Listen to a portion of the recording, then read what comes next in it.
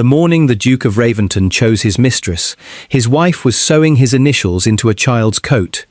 Isabella sat beside the nursery window with dark blue thread between her fingers, carefully stitching AR into the lining. Alexander Raventon. The name of the husband who had not entered her rooms in 7 months. The name of the man whose carriage had returned after midnight with another woman seated beside him. And the name Isabella had promised herself she would not speak in anger, no matter what happened at breakfast. The little coat rested across her lap. It was too small for any child currently living at Raventon Hall. Mrs. Harper, Isabella's maid, stood beside the closed nursery door. "You should not finish it," Isabella continued sewing. "The child will need something warm. Not with his initials." The needle stopped. Outside, rain silvered the windows and blurred the gardens into grey shapes. The Duke had summoned the entire household to the breakfast room at 9 o'clock. His aunt had arrived before dawn. His solicitor had been called from London. Even Lady Celia Montfort, the woman society had whispered about for nearly a year, had been invited. No one summoned a mistress, a wife, and a solicitor to the same breakfast unless someone intended to destroy a marriage politely. Mrs. Harper lowered her voice. "If he announces what everyone expects, you cannot let him see you wounded." Isabella tied off the thread. "He stopped looking closely enough to see me long ago. That does not mean you feel nothing." "No." Isabella folded the coat. "It means I have learned to feel it where he cannot use it against me." A knock sounded. The door opened before either woman answered. Edwin Marsh, the old butler, stood in the corridor. Her Grace is expected downstairs. His face carried the quiet sorrow of a servant who had watched a household decay room by room. Isabella rose. "Is Lady Celia there?" "Yes." "And the Duke?" "He has been waiting for 20 minutes." Mrs. Harper gave a humorless sigh. "He abandoned your rooms for 7 months, yet expects punctuality." Isabella placed the small coat inside a plain wooden box. Then she locked it. "Take this to the East carriage." Mrs. Harper stared at her. "You are leaving?" "I do not yet know." "You packed before hearing his decision." "I know Alexander." The answer was soft. That was what hurt most. Isabella did know him. She knew he drank coffee when anxious but tea when angry. She knew he touched the signet ring on his smallest finger whenever he intended to lie. She knew he hated silence because it gave him too much time to question himself. Once, she had also known the expression that crossed his face before he kissed her. That man seemed to have disappeared long before Lady Celia entered their lives. Isabella adjusted the sleeves of her pale grey gown. "No tears," she told her reflection. Mrs. Harper stepped behind her. "No begging. No. No allowing him to call cruelty duty." Isabella met her eyes in the mirror. Never again. The breakfast room was filled with flowers Isabella had not chosen.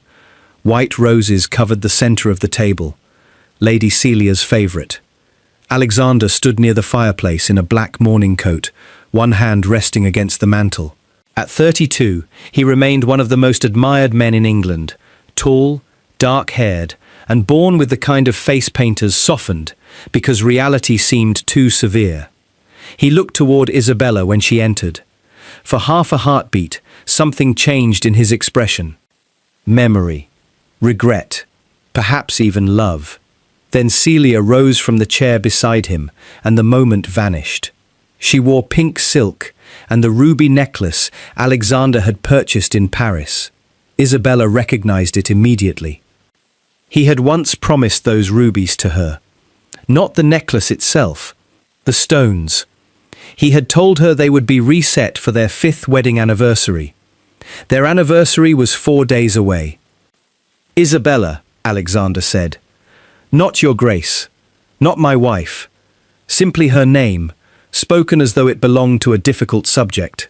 She took the empty seat opposite him. "I was told your solicitor required me." Mr. Pembroke sat at the far end of the table with a leather folder before him. Alexander touched his signet ring. A lie was coming. The estate has entered a delicate period, he began. Has it? Several investments have failed. I warned you about the Northern Canal Company. Celia's lips tightened. Alexander ignored the interruption. Raventon requires stability, and you invited Lady Celia to provide it. His aunt, the Dowager Lady Margaret, glanced down. Mr. Pembroke became fascinated by his papers. Alexander's jaw hardened. Celia's family is prepared to invest a significant sum. In exchange for what? No one answered. Isabella looked toward Celia. The woman had rehearsed sympathy into her expression. It did not suit her. Celia placed one hand over the ruby necklace. My father wishes to see Raventon protected. How generous, Isabella, Alexander warned. She turned to him. There had been a time when his warning would have frightened her into silence. Now it simply reminded her how often she had been expected to make his life easier. What does Lord Montfort want? She asked. Alexander moved away from the fireplace. A formal alliance. We are already allied through my marriage. His eyes flickered. There it was. The truth. Isabella felt it before he spoke. Your marriage has produced no heir. The room became completely still. She had known he might use those words. She had not known they would still cut so deeply. 5 years earlier, Isabella had entered Raventon Hall as a young duchess, with laughter in her voice and hope in every room. 2 pregnancies had ended in loss. After the second, Alexander stood outside her chamber because grief made him afraid to enter. By the time he found courage, Isabella had learned to cry without him. The distance began there. Lady Celia merely stepped into the space they had already created. Isabella folded her hands. And Lady Celia has promised you one. Celia flushed. Alexander looked sharply at his wife. That is beneath you. No, what is beneath me is being summoned to breakfast so my husband may explain why another woman has become useful. Lady Margaret spoke quietly. Isabella, perhaps we should discuss this privately. We are long past privacy. Alexander reached for the folder. Pembroke has prepared terms. The solicitor pushed a document across the table. Isabella did not touch it. What terms? A separate residence, Alexander said. An annual allowance. You will retain the courtesy title of Duchess. The courtesy title. You will be comfortable. She almost laughed. He had once promised to make her happy. Now he offered comfort as though it were the same thing. And Lady Celia? Alexander's fingers returned to his ring. She will remain at Raventon. As what? Celia answered. As the woman capable of giving the estate a future. The cruelty surprised even Alexander. Celia. But Isabella held up one hand. No, let her speak. Celia lifted her chin. You have had 5 years. 5 years of what? Of marriage. Of privilege. Of failing to provide what was expected. Alexander looked away. That hurt more than Celia's words. He would not defend her, not even against an accusation built from their shared grief. Isabella looked at him. Do you agree? His silence stretched. Then he said the sentence that ended everything. I cannot continue choosing sentiment over duty. Isabella's heart broke quietly. Not because he chose Celia, because he reduced the love they once shared to sentiment. Something weak, something foolish, something he believed he had outgrown. Isabella rose. Mr. Pembroke quickly stood as well. The document requires your signature. Does it? Alexander moved closer. This need not become ugly. She looked into the face she had once loved with reckless trust. It became ugly the moment you invited her to watch. Celia stood. I did not come to humiliate you. You came wearing my anniversary rubies. Celia's hand flew to the necklace. Alexander's face changed. He had not realized Isabella knew. For the first time that morning, shame entered his eyes. Isabella found no satisfaction in it. Only exhaustion. She turned to the solicitor. Does this document dissolve the marriage? No, Your Grace, a private separation. His Grace cannot remarry while you live. Celia looked at Alexander. That detail had apparently not been explained to her. Isabella noticed. So did Alexander. You told me, Celia began. Not now. Her face hardened. Isabella almost pitied her. Almost. Alexander had promised both women a future he could not honestly give either. Isabella looked at the separation terms again. How long do I have to decide? Alexander's voice softened. Isabella, please. The word nearly undid her, not because it was tender, because it sounded like the man he used to be. She remembered their first winter at Raventon. The snow had trapped them inside for 8 days. They played cards beside the library fire, argued over novels, and danced without music because Alexander claimed silence made him brave enough to make mistakes. On the final night, he told her he had spent his whole life surrounded by people who wanted something from him. You are the only person, he whispered, who makes me want to give. Now he stood before her, asking her to give up her home so he could preserve his pride. Isabella took the pen. Celia released a relieved breath. Alexander watched Isabella's face. Perhaps he expected tears. Perhaps he expected her to refuse. Perhaps some hidden part of him hoped she would fight for him and spare him the shame of admitting he wanted to be stopped. Isabella signed. The scratch of the pen was the loudest sound in the room. Alexander stared at the page. You signed. You asked me to. I thought you would want time. No. She placed the pen down. I have wasted enough time waiting for you to remember who we were. His face tightened. Where will you go? That no longer concerns you. You remain my wife. In law. The answer wounded him. Good, she thought. Then hated herself for thinking it. Isabella looked toward Lady Margaret. My carriage is prepared. Alexander's head lifted. You packed before coming here? Yes. You expected this. I feared it. What is the difference? Expectation trusts the future. Fear prepares for it. She moved toward the door. Alexander followed. Isabella. She stopped but did not turn. He lowered his voice. Was any part of our marriage happy for you? The question nearly took her breath. She faced him. All of it, until I realized I was the only one still living inside it. His expression broke.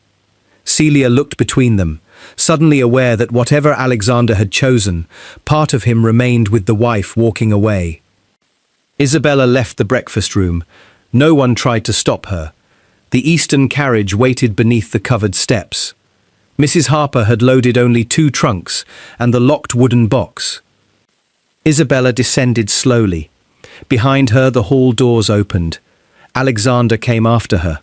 Where are you going? You have already asked, and you refuse to answer. I am learning from you. Rain blew beneath the portico. He stood close enough that Isabella could smell the cedar soap he had always used.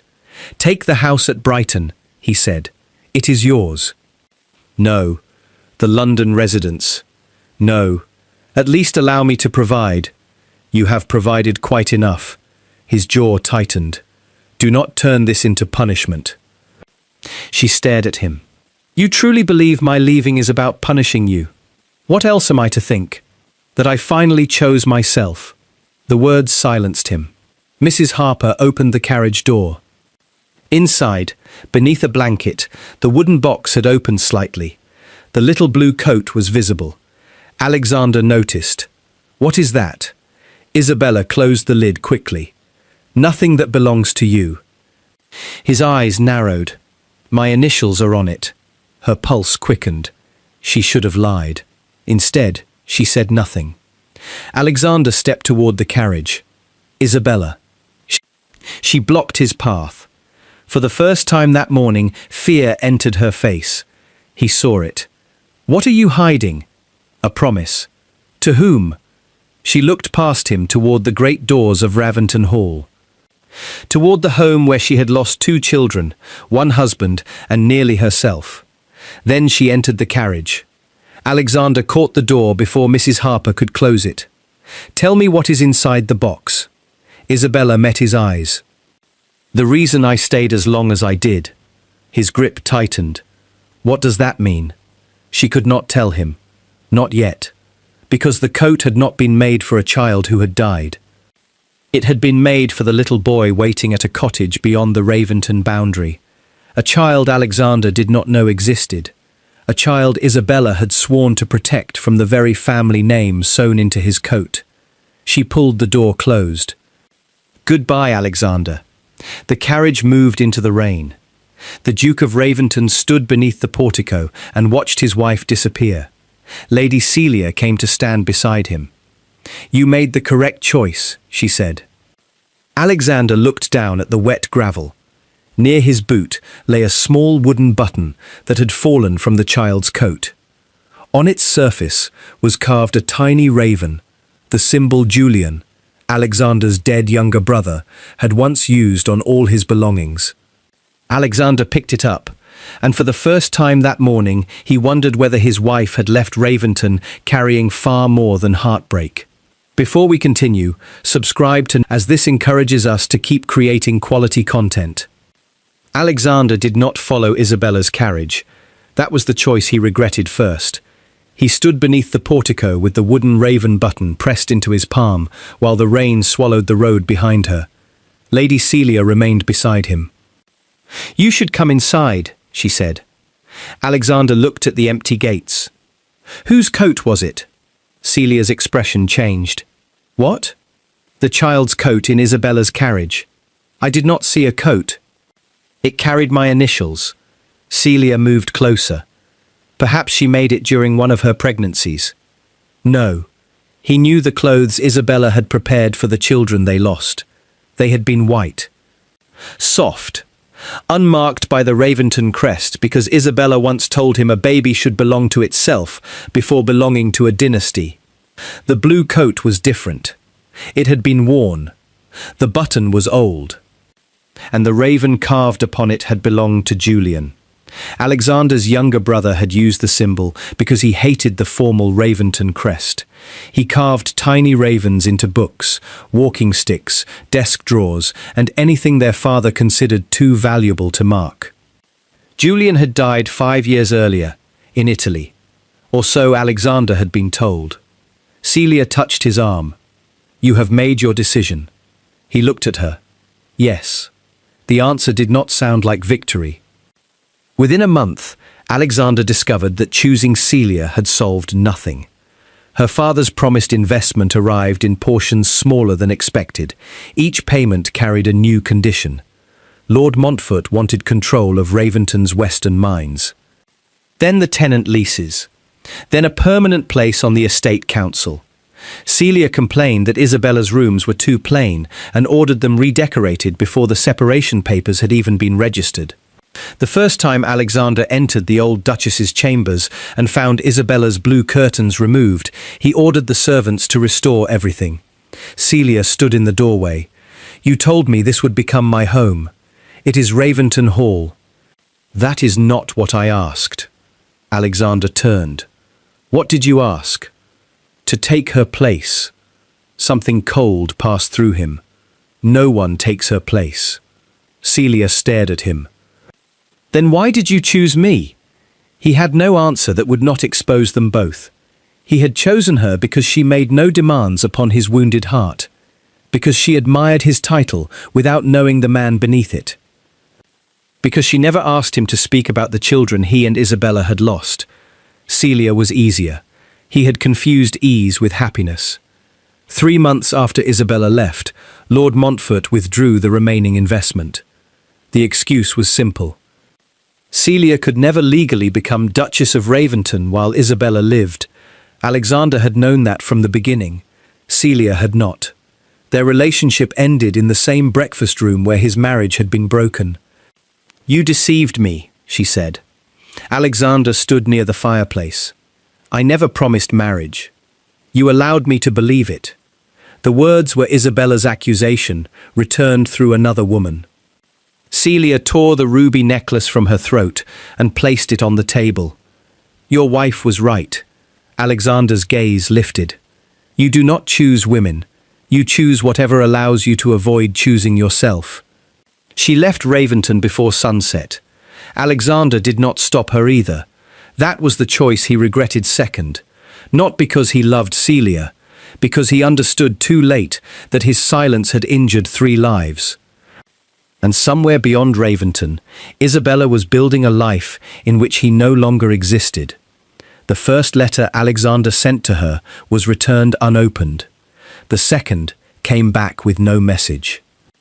The third was delivered to a solicitor who informed him that the Duchess did not wish to receive personal correspondence. Alexander wrote anyway. He apologized for the public humiliation, for the years of distance, for allowing grief to turn their marriage into a room neither of them knew how to enter. He never apologized well enough. Every letter came back. Then, one winter morning, the letters stopped returning. Alexander believed Isabella had begun reading them. He was wrong. She had moved. No one at the small Brighton house knew where. Her solicitor refused to say. The separation settlement remained untouched. She accepted none of his money. That frightened him more than anger would have. A woman preparing to return might preserve her legal claim. A woman determined never to return would create independence. Alexander began searching quietly, not as a duke commanding servants, as a husband trying to discover where his wife had gone. He learned that Isabella had sold several pieces of jewelry inherited from her mother. She used the money to purchase a neglected country property near the village of Belhaven. The estate was called Willowmere. It possessed an old manor, 2 tenant farms, a ruined orchard, and debts no sensible person would accept. Within 3 years, Isabella transformed it. She repaired the cottages, opened a school, converted unused barns into workshops for widows and abandoned women. The orchard produced more fruit than it had in 20 years. People began calling her Lady Isabella rather than Duchess of Raventon. She never corrected them, and always beside her was a dark-haired boy named Julian. Alexander discovered the child's name from an estate invoice, Julian Harrow. 9 years old. The age matched the small coat. The initial matched Alexander. The name matched his dead brother. He stared at the document for an hour before sending for the Raventon family solicitor. Mr. Pembroke arrived carrying records sealed since Julian's death. "What happened to my brother in Italy?" Alexander asked. The solicitor looked uncomfortable. "Your Grace has read the official report." I asked what happened. Pembroke's silence told him the report had been false. Alexander moved closer. "Did Julian have a child?" The solicitor closed his eyes. "Yes." The room seemed to darken. "With whom?" "A woman named Marianne Harrow. She died shortly after the boy's birth." "And Julian?" "He intended to return to England with the child."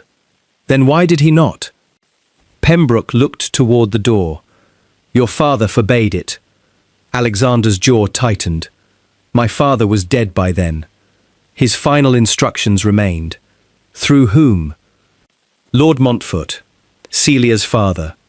The man who had offered Raventon financial rescue in exchange for influence." Alexander understood. Lord Montfort had controlled the reports arriving from Italy. If Julian returned, he could challenge several estate agreements created during their father's final illness. What became of the child? Pembroke lowered his voice. He was sent to a charity home near Dover. Alexander's anger became dangerously quiet. "You knew." "I knew only that arrangements had been made." "Did Isabella?" "She discovered the child 2 years before leaving you." Alexander stared at him. 2 years.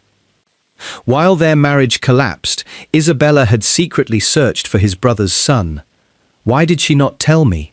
Pembroke removed a letter from his case. Because Julian asked her not to. The letter was written shortly before his death. "Isabella, Alexander has become the man father raised him to be, proud, dutiful, and afraid of any truth that threatens Raventon. If my son is brought into that house before Alexander is free from Montfort's influence, they will use the child as they used me. Protect Julian until my brother remembers that a name is meant to shelter a family, not control it. Alexander read the passage twice. His brother had not trusted him. Worse, Isabella had agreed. What did she intend to do? He asked. Bring the child to Raventon once she believed you would protect him. And she never believed that. Pembroke said nothing. Alexander remembered the morning Isabella left. The box. The coat. The fear in her eyes when he reached for it. She had remained in their broken marriage, partly because she hoped to restore Julian's son to his family. Then Alexander chose the very people she feared.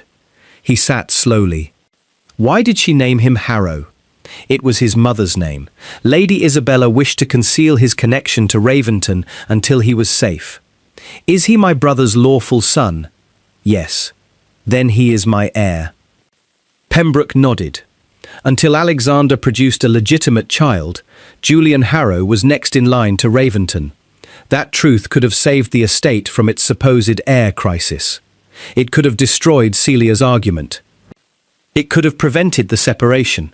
Yet Isabella had chosen the child's safety over her marriage. Alexander should have felt betrayed. Instead, he felt ashamed, because she had been right not to trust him. At Willowmere, Isabella heard of Celia's departure through village gossip. She did not celebrate.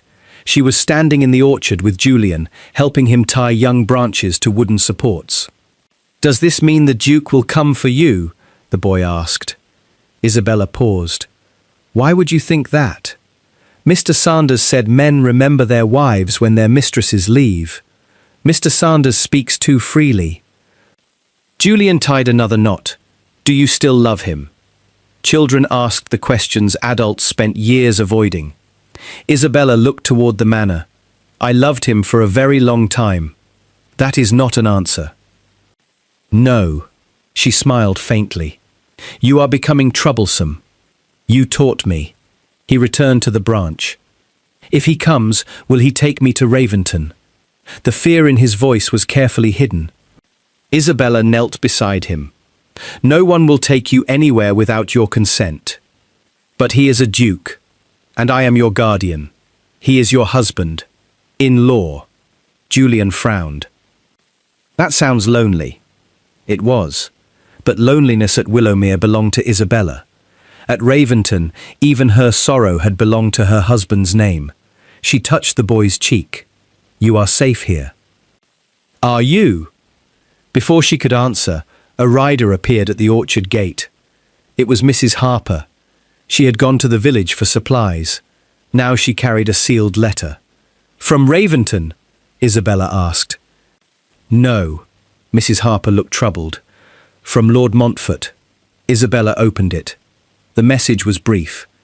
"The Duke of Raventon now knows the boy exists. If you wish to keep Julian, leave Willowmere before Alexander arrives." Isabella's blood went cold. Julian watched her. "What is it?" She folded the letter. "Nothing." He looked disappointed. "You promised not to lie when frightened." She closed her eyes. He was right. "The Duke knows who you are." Julian's face paled. "Is he coming?" "I do not know." But that evening, a second message arrived. Not from Montfort. From Alexander. It contained only one sentence. "I know what you protected, and I know why you believed I was unworthy of the truth. I am coming to Willowmere, not to claim you, but to ask what I must do to deserve an answer." Isabella read it beneath the light of one candle. Her hands trembled. For years, she had imagined Alexander appearing at her door. Sometimes she slammed it in his face. Sometimes she fell into his arms. Sometimes he arrived too late and found her heart belonged to someone else. She had never imagined him asking permission. By morning, the road to Willowmere was covered with fresh rain. Julian stood at the upper window. "There is a carriage." Isabella's heartbeat quickened. A black ducal carriage stopped at the gate. Alexander stepped down alone. No servants, no outriders, no symbols of authority except the Raventon crest on the carriage door. He walked toward the manor holding the small raven button Isabella had lost years earlier. Then he knocked. Once, twice, a third time. Isabella stood on the opposite side of the door. Every wound in her marriage seemed to breathe again. Julian came beside her. "Are you going to open it?" Before she could answer, Alexander's voice came through the wood. "Isabella, I know I have no right to ask you to return." He paused. "But Julian's inheritance is in danger, and the man who helped destroy our marriage is already on his way here." Isabella opened the door. Alexander stood before her, rain on his coat and regret stripped bare across his face. He looked past her and saw Julian. The child wore the little blue coat. Alexander's initials remained stitched inside it. For one long moment, uncle and nephew stared at each other. Then Alexander lowered himself to his knees. "Not before Isabella, before the boy. My name is Alexander," he said, "and I failed your father." Julian looked at Isabella.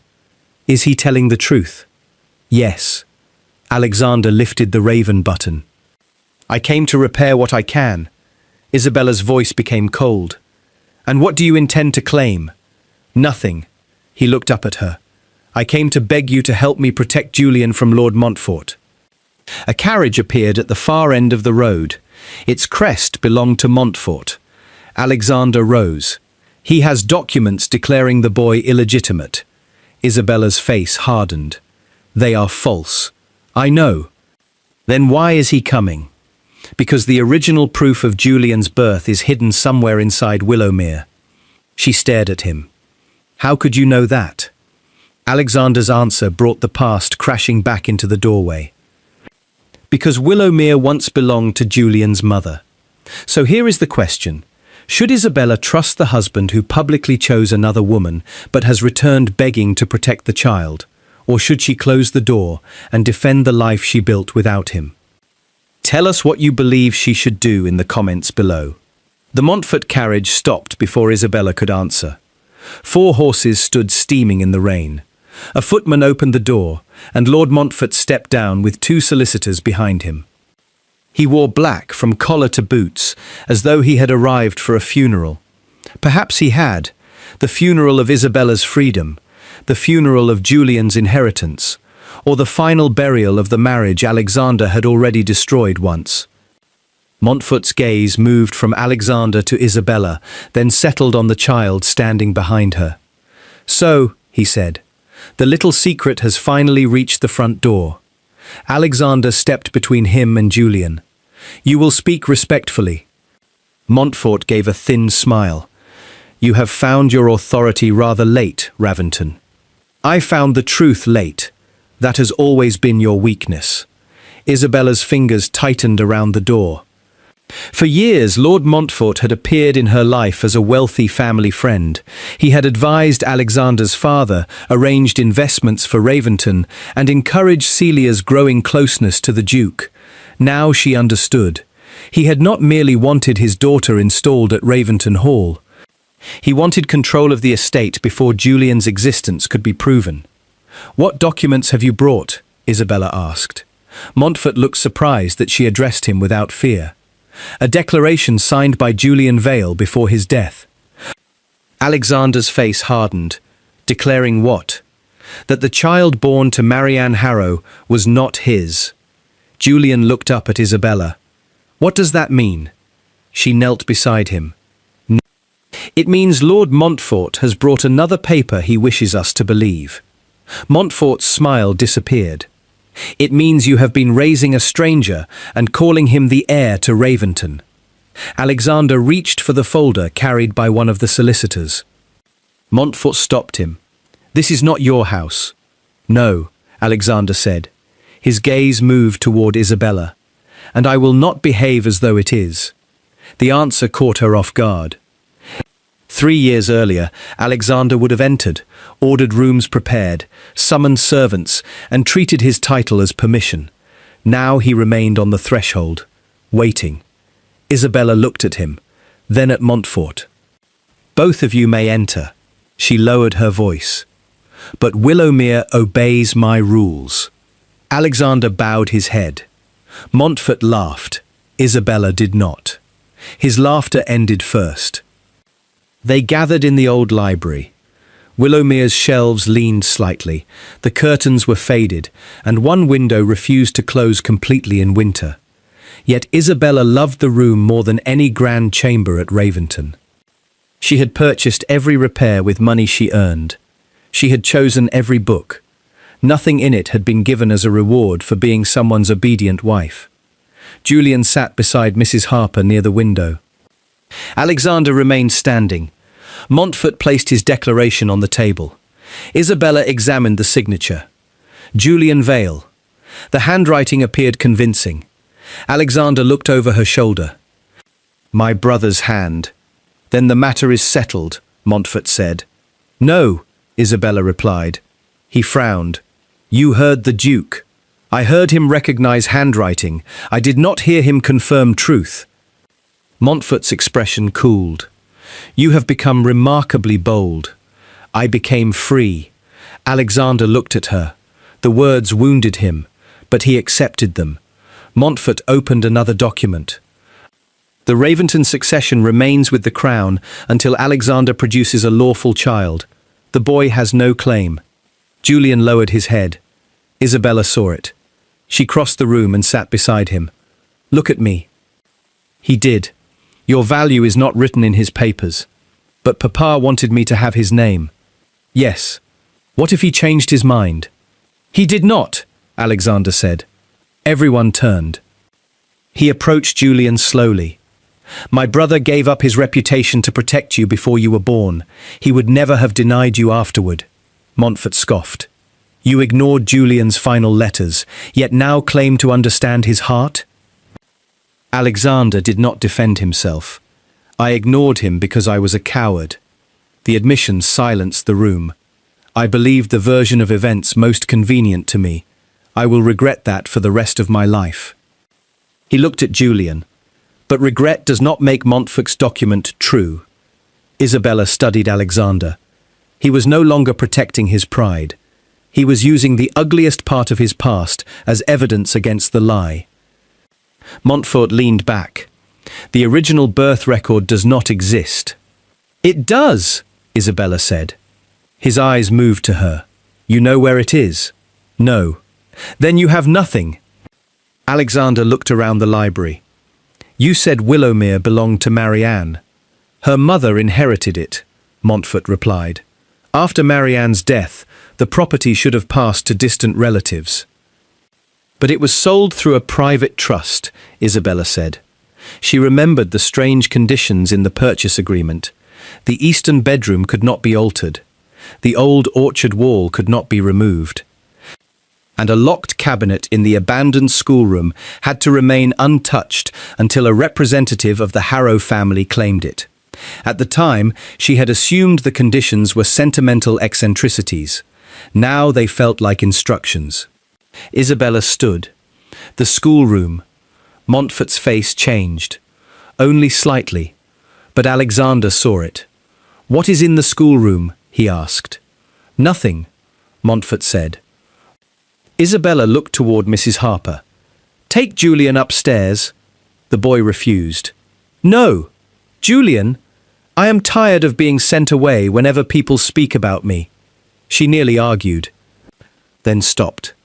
He was right. "Stay beside me," she said. They crossed the hall together. The schoolroom had not been used in 20 years. Dust covered the desks. A cracked slate remained beside the wall. At the far end stood a narrow oak cabinet with no visible lock. Isabella ran her hand across the doors. "There must be a key." Julian reached beneath his blue coat. He removed the wooden raven button.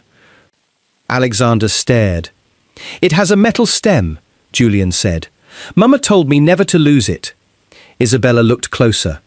The stem was shaped like a tiny key. Alexander crouched beside him.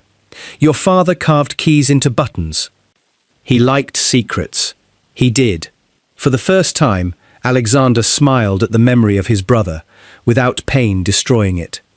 Julian inserted the button into a small hollow beneath the cabinet's carved border. A click sounded. The doors opened. Inside lay a sealed box, a bundle of letters, and a miniature portrait of Marianne holding a newborn child. Montfort stepped forward. Alexander blocked him. "You have interfered enough." Isabella opened the box. The birth record lay at the top. Julian Vale was named as the father, Marianne Harrow as the mother. 2 physicians and a local clergyman had signed it. Beneath it rested a marriage certificate, proving Julian and Marianne had married 6 months before the child's birth. Julian was legitimate, and legally next in line to Raventon. Montfort's solicitor quietly closed his folder. "My lord," he said, "the declaration you brought cannot overturn these records without investigation." Montfort glared at him. "You work for me. I work within the law." Alexander lifted the false declaration. "Where did you obtain this?" "From your brother's effects, which you controlled after his death." Montfort said nothing. Isabella opened one of Marianne's letters. It had been addressed to Alexander. "Your brother is dying, and still he asks whether you have forgiven him. Montfort promises the child will be protected if we remain silent. I no longer believe him. If this reaches you, find our son before Raventon teaches him that he is a shameful secret." Alexander closed his eyes. The letter had never reached him. Montfort had intercepted it, just as Isabella's father had intercepted Alexander's letters years later. The same cruelty, repeated through another family. "You destroyed my marriage," Alexander whispered.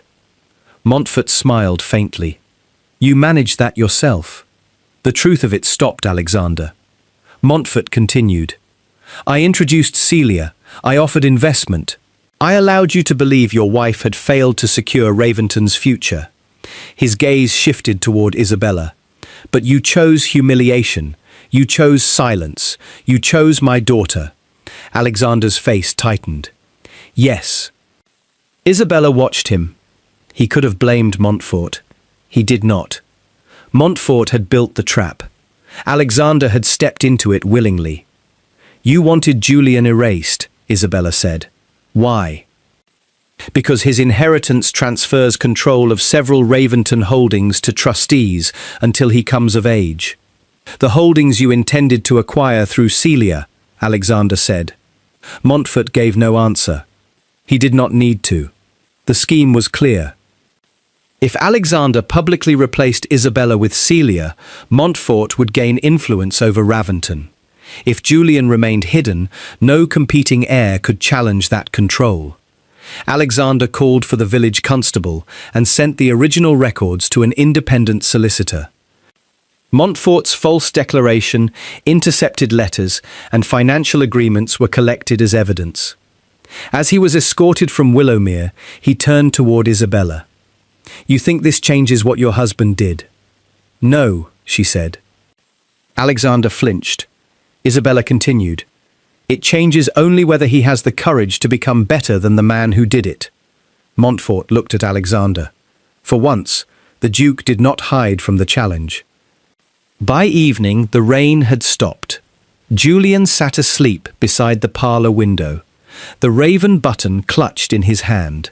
Alexander stood near the door with his coat folded over one arm. "You are leaving," Isabella said. Yes. She had expected relief. Instead, something hollow opened inside her. "You came all this way to protect Julian and to beg?" His gaze met hers.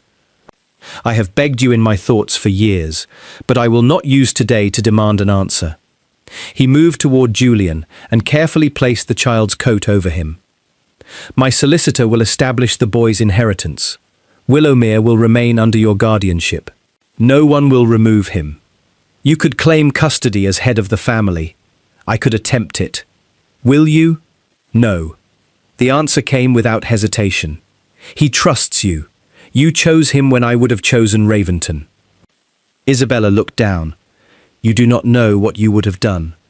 I know what I did when asked to choose between love and pride." His voice broke.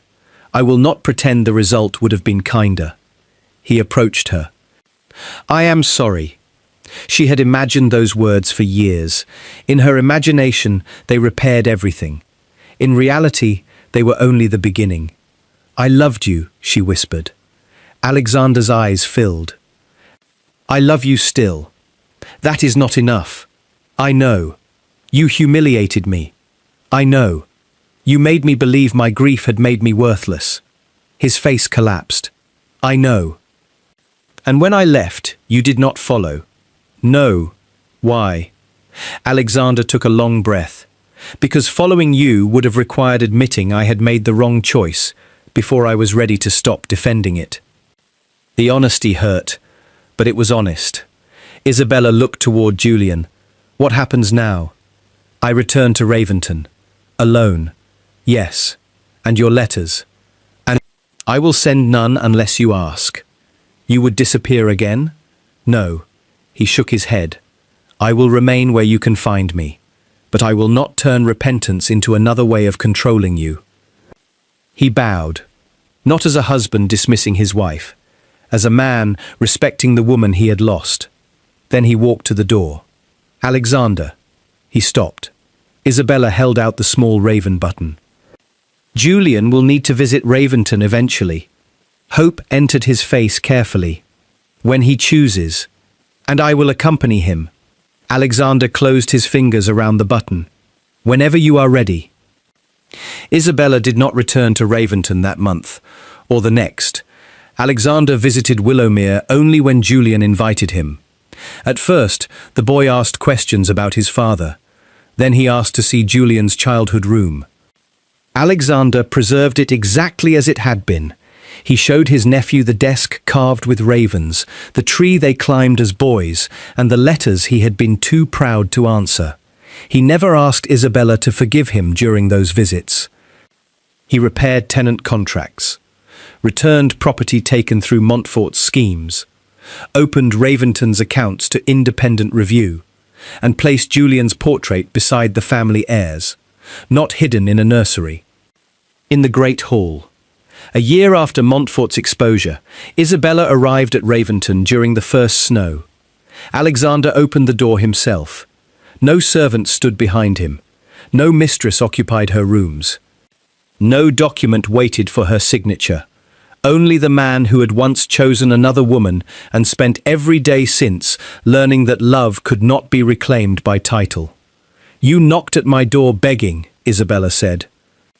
I remember. Now I am knocking at yours. His breath caught. She looked past him into the hall. I am not returning as the wife you sent away. I would not ask you to. I will never be silent to protect your pride. I hope you never are. And Julian remains my child in every way that matters. He always will. Isabella studied him for a long moment. Then she held out her hand. I am willing to begin again. Alexander did not pull her into his arms. He did not mistake hope for forgiveness.